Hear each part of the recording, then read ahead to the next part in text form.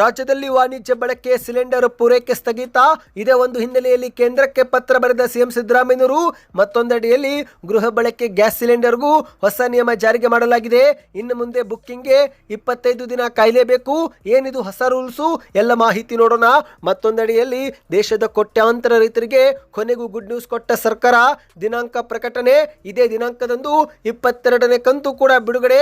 ಇನ್ನು ರಾಜ್ಯದ ಬಜೆಟ್ನಲ್ಲಿ ಅನ್ನಭಾಗ್ಯ ಯೋಜನೆಗೆ ದೊಡ್ಡ ಘೋಷಣೆ ಮಾಡಿದ ಸಿಎಂ ಸಿದ್ದರಾಮಯ್ಯನವರು ಶೀಘ್ರವೇ ಇಂದಿರಾ ಕಿಟ್ ವಿತರಣೆ ಏನೆಲ್ಲ ಇರಲಿದೆ ಎಂಬ ಮಾಹಿತಿ ನೋಡೋಣ. ಯಾರಿಗೆ ಸಿಗುತ್ತೆ ಎಂಬ ಮಾಹಿತಿ ನೋಡೋಣ. ಇನ್ನು ಡಿಕೆ ಶಿವಕುಮಾರ್ ಅವರಿಗೆ ಉಜ್ವಲ ರಾಜಕೀಯ ಭವಿಷ್ಯವಿದೆ ಎನ್ನುತ್ತಲೇ ಹೊಸ ಟ್ವಿಸ್ಟ್ ಕೊಟ್ಟ ಸಿಎಂ ಸಿದ್ದರಾಮಯ್ಯನವರು ಸಾಮಾಜಿಕ ಜಾಲತಾಣದಲ್ಲಿ ಒಂದು ಪೋಸ್ಟ್ ಅನ್ನು ಅಪ್ಲೋಡ್ ಮಾಡಿದ್ದಾರೆ. ಅದು ಕೂಡ ನೋಡೋಣ.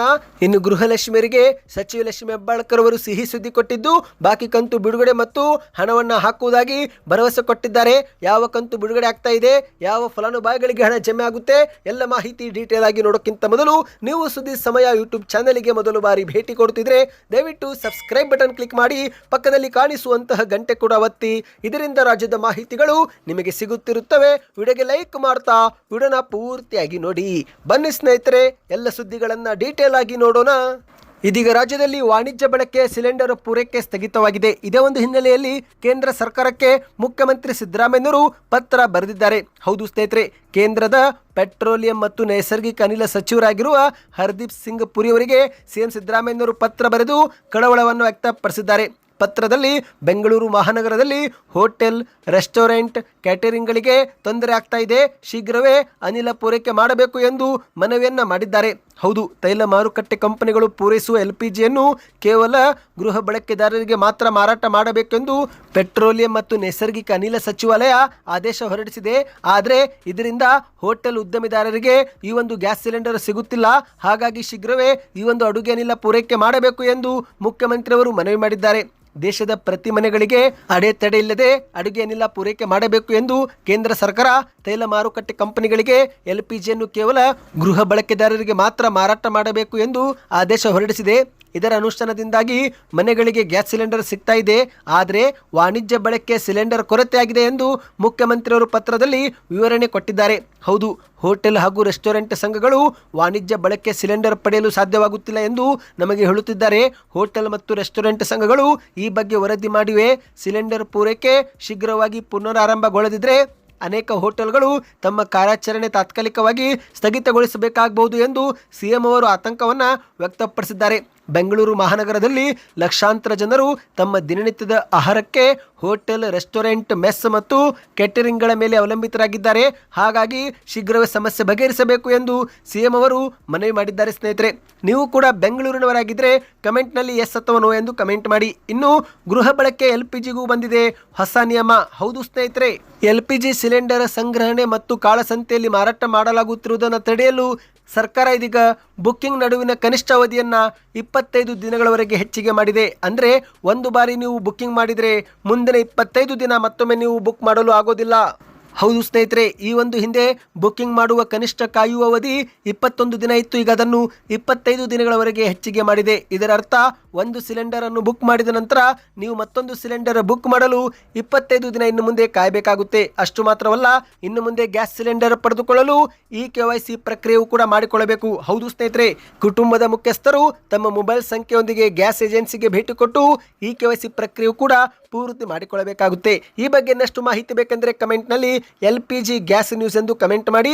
ಬನ್ನೀಗ ಮತ್ತೊಂದು ಮಾಹಿತಿಗೆ ಹೋಗೋಣ.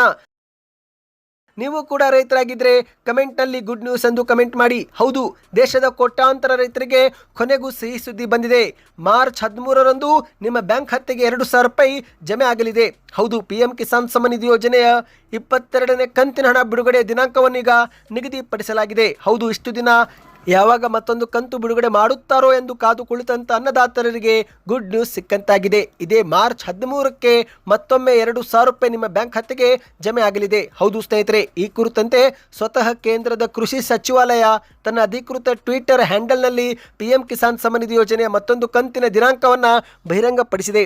ಈ ಮೂಲಕ ಮಾರ್ಚ್ 13ರಂದು ಕೋಟ್ಯಾಂತರ ರೈತರ ಬ್ಯಾಂಕ್ ಖಾತೆಗೆ ನೇರವಾಗಿ DBT ಮೂಲಕ ಮತ್ತೊಮ್ಮೆ 2,000 ರೂಪಾಯಿ ಜಮೆ ಆಗಲಿದೆ. ಅಂದಹಾಗೆ ಸ್ನೇಹಿತರೆ, ನೀವು ಕೂಡ ರೈತರಾಗಿದ್ದರೆ ಈ KYC ಪ್ರಕ್ರಿಯೆ ಪೂರ್ತಿ ಮಾಡಿಕೊಳ್ಳಿ. ಹೌದು, ಮಾಹಿತಿಯ ಪ್ರಕಾರ ಈಗಾಗಲೇ 70 ಲಕ್ಷ ರೈತರನ್ನು ದೇಶಾದ್ಯಂತ ಈ ಒಂದು ಯೋಜನೆಯಿಂದ ಹೊರಗಿಡಲಾಗಿದೆ. ಯಾರೆಲ್ಲ ರೈತರು ಅನರ್ಹರೋ ಅಂತಹ ರೈತರನ್ನು ಹೊರಗಿಡಲಾಗ್ತಾ ಇದೆ ಸ್ನೇಹಿತರೆ. ಹಾಗಾಗಿ ಈ ಒಂದು ಕಂತಿನ ಹಣ ಪಡೆದುಕೊಳ್ಳಲು ನೀವು ಈ KYC ಕಡ್ಡಾಯವಾಗಿ ಪೂರ್ಣ ಮಾಡಿಕೊಳ್ಳಿ.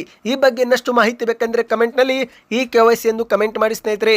ಮನೆಯಲ್ಲೇ ಕುಳಿತು ಮೊಬೈಲ್ ಮೂಲಕವೂ ಕೂಡ ಈ KYC ಪ್ರಕ್ರಿಯೆ ಮಾಡಿಕೊಳ್ಳಬಹುದು. ಈಗಾಗಲೇ ನಾವು ಸಾಕಷ್ಟು ಬಾರಿ ಮನೆಯಲ್ಲೇ ಕುಳಿತು ಯಾವ ರೀತಿ ಮಾಡಬೇಕು ಎಂಬ ವಿಡಿಯೋ ಕೂಡ ಮಾಡಿಕೊಂಡು ಬಂದಿದ್ದೇವೆ ಸ್ನೇಹಿತರೆ. ಆ ಒಂದು ವಿಡಿಯೋ ಮತ್ತೊಮ್ಮೆ ಬೇಕಂದ್ರೆ ಕಮೆಂಟ್ನಲ್ಲಿ ಈ KYC ರಿಪೀಟ್ ವಿಡಿಯೋ ಎಂದು ಕಮೆಂಟ್ ಮಾಡಿ, ಶೀಘ್ರವೇ ವಿಡಿಯೋ ಮಾಡಿಕೊಂಡು ಬರುತ್ತೇವೆ. ಇನ್ನೂ 2 ದಿನದಲ್ಲಿ ರೈತರ ಬ್ಯಾಂಕ್ ಖಾತೆಗೆ 2,000 ರೂಪಾಯಿ ಜಮೆ ಆಗಲಿದೆ. ಬನ್ನಿ ಈಗ ಮತ್ತೊಂದು ಮಾಹಿತಿಗೆ ಹೋಗೋಣ. ಅದಕ್ಕಿಂತ ಮೊದಲು ವಿಡಿಯೋಗೆ ನೀವು ಲೈಕ್ ಮಾಡಿಲ್ಲವೆಂದರೆ ದಯವಿಟ್ಟು ಲೈಕ್ ಕೂಡ ಮಾಡಿ.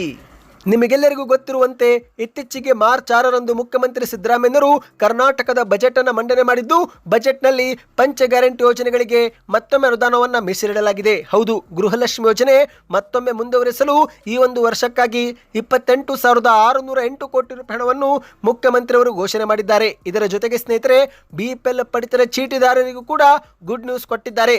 ಹೌದು, ಕರ್ನಾಟಕದ ಬಜೆಟ್ 2026ರಲ್ಲಿ ಅನ್ನಭಾಗ್ಯ ಯೋಜನೆಯಲ್ಲಿ ದೊಡ್ಡ ಬದಲಾವಣೆ ಈಗ ಮಾಡಲಾಗಿದೆ. ಸಿಎಂ ಸಿದ್ದರಾಮಯ್ಯನವರ ಘೋಷಣೆ ಪ್ರಕಾರ ಶೀಘ್ರವೇ ಅನ್ನಭಾಗ್ಯ ಯೋಜನೆ ಬದಲಿಗೆ ಇಂದಿರಾ ಕಿಟ್ ನೀಡುವುದಾಗಿ ಸಿಎಂ ಅವರು ಘೋಷಣೆ ಮಾಡಿದ್ದಾರೆ. ಹೌದು, ಇಷ್ಟು ದಿನ 5 ಕೆಜಿ ಅಕ್ಕಿ ಬದಲಿಗೆ ಮೊದಲು ಹಣವನ್ನು ಜಮೆ ಮಾಡಿದ್ರು, ನಂತರ ದಿನಗಳಲ್ಲಿ ಆಹಾರ ಧಾನ್ಯವನ್ನು ನೀಡಿದ್ರು.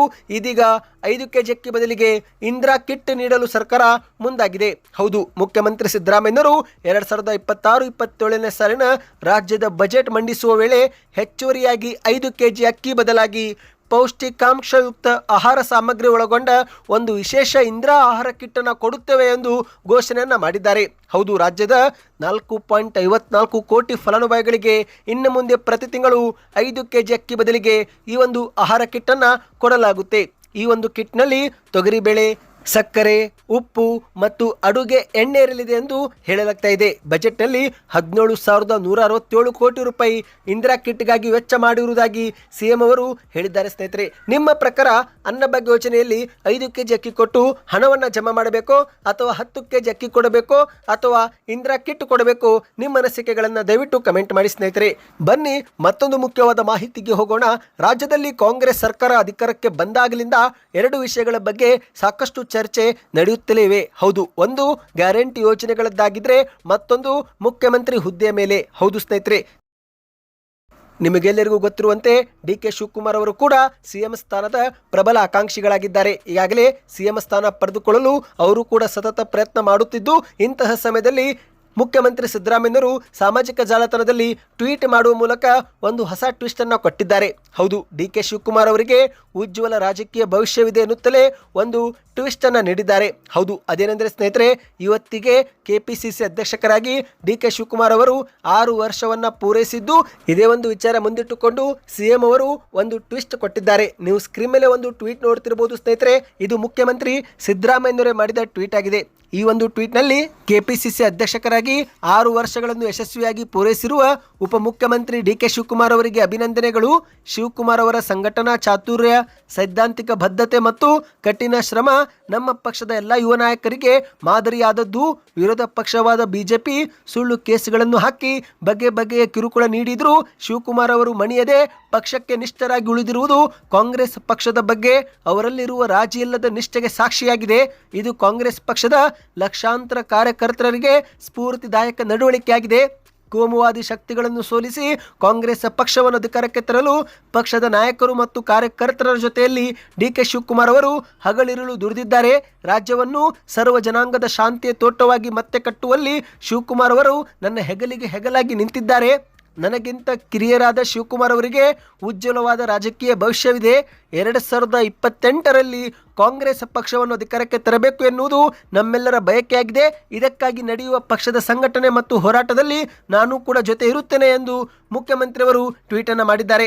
ಆದರೆ ಸ್ನೇಹಿತರೆ, ಇಲ್ಲಿ ಮುಖ್ಯಮಂತ್ರಿಯವರು ಇಂಡೈರೆಕ್ಟ್ ಆಗಿ 2028ರಲ್ಲಿ DK ಶಿವಕುಮಾರ್ ಅವರಿಗೆ ಉಜ್ವಲ ರಾಜಕೀಯ ಭವಿಷ್ಯವಿದೆ, ಸದ್ಯಕ್ಕೆ ನಾನೇ 5 ವರ್ಷ ಮುಖ್ಯಮಂತ್ರಿ ಅನ್ನುವ ಅರ್ಥದಲ್ಲಿ ಈ ಒಂದು ಪೋಸ್ಟ್ ಅನ್ನು ಮಾಡಿದ್ದಾರೆ ಎಂದು ಹೇಳಲಾಗ್ತಾ ಇದೆ. ಹೌದು ಸ್ನೇಹಿತರೆ, 2028ರಲ್ಲಿ ಸಿಎಂ ಪಟ್ಟ ಸಿಗಬಹುದು ಎಂಬ ಅರ್ಥದಲ್ಲಿ ಸಿಎಂ ಅವರು ಸೂಚನೆ ಕೊಟ್ರ ಎಂಬ ಒಂದು ಈಗ ಚರ್ಚೆ ರಾಜ್ಯ ರಾಜಕೀಯದಲ್ಲಿ ಸದ್ದು ಮಾಡ್ತಾ ಇದೆ. ಬನ್ನಿ ಈಗ ಕೊನೆಯ ಮಾಹಿತಿಗೆ ಹೋಗೋಣ. ನೀವು ಕೂಡ ಗೃಹಲಕ್ಷ್ಮಿ ಯೋಜನೆ ಫಲಾನುಭವಿಗಳಾಗಿದ್ದರೆ ನಿಮ್ಮ ಬ್ಯಾಂಕ್ ಖಾತೆಗೆ ಜನವರಿ ಫೆಬ್ರವರಿಯಲ್ಲಿ 2,000 ರೂಪಾಯಿ ಜಮಾ ಆಯ್ತಾ? ಈಗಲೇ ಕಮೆಂಟ್ ಮಾಡಿ ತಿಳಿಸಿ. ಹೌದು ಸ್ನೇಹಿತರೆ, ಸರ್ಕಾರ ಬಾಕಿ ಕಂತುಗಳನ್ನು ಜಮೆ ಮಾಡುತ್ತಿದ್ದು ಈ ಒಂದು ಹಣ ಈಗ ಹಂತ ಹಂತವಾಗಿ ಫಲಾನುಭವಿಗಳಿಗೆ ಜಮೆ ಆಗ್ತಾ ಇದೆ. ಆದರೆ ಇದೇ ಒಂದು ವಿಚಾರ ಮುಂದಿಟ್ಟುಕೊಂಡು ಎಚ್.ಡಿ. ಕುಮಾರಸ್ವಾಮಿಯವರು ನೀವಾದರೂ ನಿಮ್ಮ ಮುಖ್ಯಮಂತ್ರಿಗೆ ಬುದ್ಧಿ ಹೇಳಿ ಎಂದು ಲಕ್ಷ್ಮೀ ಹೆಬ್ಬಾಳ್ಕರ್ ಅವರಿಗೆ ವೇದಿಕೆ ಮೇಲೆನೆ ಮನವಿ ಮಾಡಿದ್ದಾರೆ. ರಾಜ್ಯ ಸರ್ಕಾರವು ಗ್ಯಾರಂಟಿ ಯೋಜನೆಗಳಿಗಾಗಿ ಮಿತಿ ಮೀರಿ ಸಾಲ ಮಾಡ್ತಾ ಇದೆ, ಕರ್ನಾಟಕವನ್ನು ಆರ್ಥಿಕ ದಿವಾಳಿನತ್ತ ದೂಡ್ತಾ ಇದೆ, ನೀವಾದರೂ ಮುಖ್ಯಮಂತ್ರಿಯವರಿಗೆ ಬುದ್ಧಿ ಹೇಳಿ ಎಂದು ವೇದಿಕೆ ಮೇಲಿನ ಎಚ್.ಡಿ. ಕುಮಾರಸ್ವಾಮಿ ಅವರು ಲಕ್ಷ್ಮೀ ಹೆಬ್ಬಾಳ್ಕರ್ ಅವರಿಗೆ ಮನವಿ ಮಾಡಿದ್ದು, ಇದೇ ಒಂದು ಹೇಳಿಕೆಗೆ ಲಕ್ಷ್ಮೀ ಹೆಬ್ಬಾಳ್ಕರ್ ಅವರು ಕೂಡ ತಿರುಗೇಟು ಕೊಟ್ಟಿದ್ದಾರೆ. ಹೌದು ಸ್ನೇಹಿತರೆ, ಮೊದಲಿಗೆ ವೇದಿಕೆ ಮೇಲೆ ಸಚಿವ ಲಕ್ಷ್ಮೀ ಹೆಬ್ಬಾಳ್ಕರ್ ಅವರನ್ನೇ ಉದ್ದೇಶಿಸಿ ಮಾತನಾಡಿದಂಥ ಕುಮಾರಸ್ವಾಮಿ ಅವರು, ನನ್ನ ಸಹೋದರಿಗೆ ಒಂದು ಮಾತು ಹೇಳಲು ಇಚ್ಛಿಸುತ್ತೇನೆ. ಕರ್ನಾಟಕದ ಸಾಲದ ಪ್ರಮಾಣ 8,24,00,000 ಕೋಟಿ ತಲುಪಿದೆ. ಪ್ರತಿ ವರ್ಷ 1,00,000 ಕೋಟಿಗೂ ಅಧಿಕ ಸಾಲ ಮಾಡುತ್ತಿರುವ ನಿಮ್ಮ ಮುಖ್ಯಮಂತ್ರಿಗಳಿಗೆ ನೀವಾದರೂ ಬುದ್ಧಿ ಹೇಳಬೇಕು. ಗೃಹಲಕ್ಷ್ಮಿ ಅಂತಹ ಯೋಜನೆಗಳಿಗೆ ನನ್ನ ವಿರೋಧವಿಲ್ಲ, ಆದರೆ ಈ ಒಂದು ಹಣಕ್ಕಾಗಿ ರಾಜ್ಯದ ಅಭಿವೃದ್ಧಿ ಕಾಮಗಾರಿ ನಿಲ್ಲಿಸುತ್ತಿರುವುದು ಸರಿಯಲ್ಲ. ಕೇವಲ ಅಂಕಿಅಂಶ ಮಾಯಾಜಾಲದಿಂದ ಜನರ ದಾರಿಯನ್ನು ತಪ್ಪಿಸಬೇಡಿ ಎಂದು ಲಕ್ಷ್ಮೀ ಹೆಬ್ಬಾಳ್ಕರ್ ಅವರಿಗೆ ಎಚ್.ಡಿ. ಕುಮಾರಸ್ವಾಮಿ ಅವರು ಹೇಳಿದ್ದಾರೆ. ಆಗ ನಂತರ ತುಂಬು ವೇದಿಕೆ ಮೇಲೇನೆ ಲಕ್ಷ್ಮೀ ಹೆಬ್ಬಾಳ್ಕರ್ ಅವರು ಕೂಡ ತಿರುಗೇಟು ಕೊಟ್ಟಿದ್ದು, ಸಮಾಧಾನದಿಂದಲೇ ಎಚ್.ಡಿ. ಕುಮಾರಸ್ವಾಮಿ ಅವರಿಗೆ ಉತ್ತರ ನೀಡಿದ್ದಾರೆ. ಕುಮಾರಣ್ಣನವರೇ, ರಾಜ್ಯದಲ್ಲಿ ಬೆಲೆ ಏರಿಕೆ ಮಿತಿ ಮೀರಿ ಹೋಗಿದೆ. ಇಂತಹ ಸಂದರ್ಭದಲ್ಲಿ ನಾವು ಕೊಡುತ್ತಿರುವ 2,000 ರೂಪಾಯಿ ಹಣದಿಂದ ಕೋಟ್ಯಾಂತರ ಗೃಹಿಣಿಯರ ಮನೆಯಲ್ಲಿ ಒಲೆ ಉರಿತಾ ಇದೆ. ಕೇಂದ್ರ ಸರ್ಕಾರವು ಸಾಲ ಮಾಡಿನೇ ದೇಶ ನಡೆಸುತ್ತಿರುವುದು. ನಾವು ಮಾಡುತ್ತಿರುವ ಸಾಲ ಜನ ಕಳನಕ್ಕಾಗಿ ಬಳಕೆ ಆಗ್ತಾ ಇದೆ. ಗೃಹಲಕ್ಷ್ಮಿ ಯೋಜನೆ ಅನ್ನ ಕೊಟ್ಟ ಕಾಣಿಕೆಯಲ್ಲ, ಅದು ತಂಗಿಯರ ಹಕ್ಕು. ರಾಜ್ಯದ ಆರ್ಥಿಕ ಚಕ್ರ ಚಲಿಸಲು ಇಂತಹ ಯೋಜನೆಗಳು ಅನಿವಾರ್ಯ ಎಂದು ವೇದಿಕೆ ಮೇಲಿನ ಲಕ್ಷ್ಮೀ ಹೆಬ್ಬಾಳ್ಕರ್ ಅವರು ತಿರುಗೇಟು ಕೊಟ್ಟಿದ್ದಾರೆ. ಇದೇ ಮಧ್ಯೆ ಸ್ನೇಹಿತರೆ, ಬಾಕಿ ಕಂತುಗಳನ್ನು ಕೂಡ ಜಮೆ ಮಾಡುವ ಭರವಸೆಯನ್ನು ಕೂಡ ನೀಡಿದ್ದಾರೆ. ನಿಮ್ಮ ಬ್ಯಾಂಕ್ ಖಾತೆಗೂ ಹಣ ಜಮಾ ಆಗ್ತಾ ಇದೆಯಾ? ಕಮೆಂಟ್ ಮಾಡಿ. ಈ ಎಲ್ಲ ಮಾಹಿತಿಗಳು ಇಷ್ಟವಾಗಿದ್ರೆ ದಯವಿಟ್ಟು ಚಾನಲ್ಗೆ ಸಬ್ಸ್ಕ್ರೈಬ್ ಆಗಿ.